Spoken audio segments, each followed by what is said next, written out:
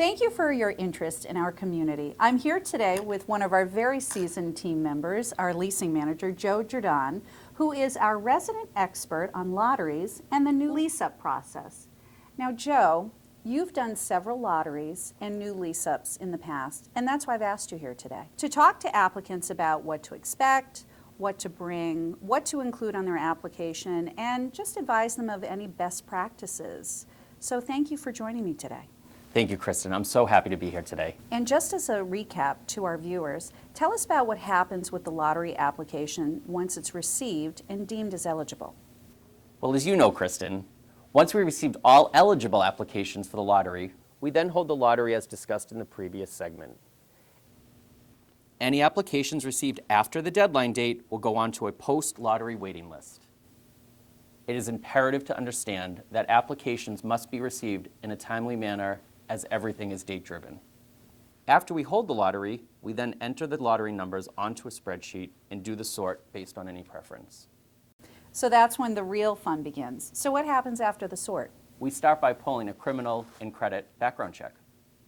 Those who pass will be contacted for an eligibility interview. Those who have not passed will receive an email or letter and will be given an opportunity to appeal. If an applicant chooses to appeal, instructions on this process will be provided in the email or letter. For those that pass screening, we then begin our outreach at that time. Outreach? Now, what do you mean by outreach, Joe? We do our outreach, meaning we make contact by phone, email, or a sent letter to the household that is next on the lottery waiting list. We schedule them to come in for what we call in the industry an eligibility interview. We typically interview several people to ensure we have a qualified household. And Joe, can you expand upon what is an eligibility interview? Sure. An eligibility interview is when an applicant comes in for their scheduled interview to collect forms and signatures on specific documentation needed for the file. A document checklist will be provided prior to the interview. It is very important that the applicant follow this checklist very closely. The more prepared they are, bringing the required documents, the better. This will help expedite the process. So based off of following the checklist and bringing in the appropriate paperwork, what else should applicants be mindful of? It is really important, Kristen, that all paperwork has to be current. I want to really stress the importance of bringing the most recent bank statements, award letters, and pay stubs from all sources of income and assets for all adult household members. Additionally, every household member needs to be present at the time of the scheduled interview. It's important to note that a no-show to a scheduled appointment is an automatic withdrawal from the process, with the exception of a medical emergency. So Joe, it seems like there's a lot of paperwork needed. What else is needed at this point? So if there are any questions prior to the interview, please call us. We are here to help. It's best to call us before the interview in advance to iron out any issues, problems, questions you may have prior to your interview. So Joe, you've met with your applicants during their scheduled interviews. They've brought in all their current paperwork, they've signed a bunch of forms. What else happens from here?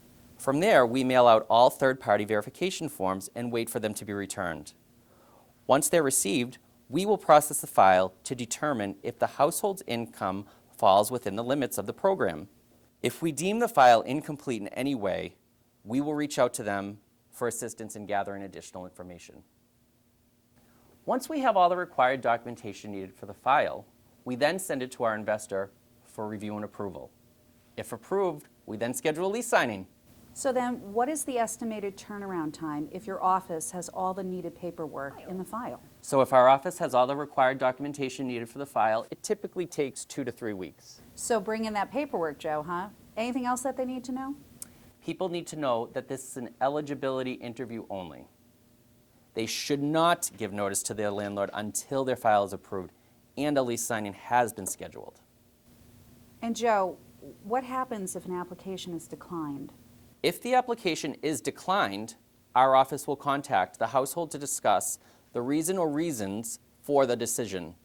The household will have the opportunity to appeal. So Joe, they're approved for move-in. What should future residents expect from this point going forward? They're approved. They'll get a call from us to schedule their lease signing. At their lease signing, we will collect all monies due, such as security deposit and first month's rent. From there, we will conduct a move-in inspection, issue keys, and fobs. Welcome home. Excellent. And thank you for explaining everything in a very easy to understand way. It's appreciated.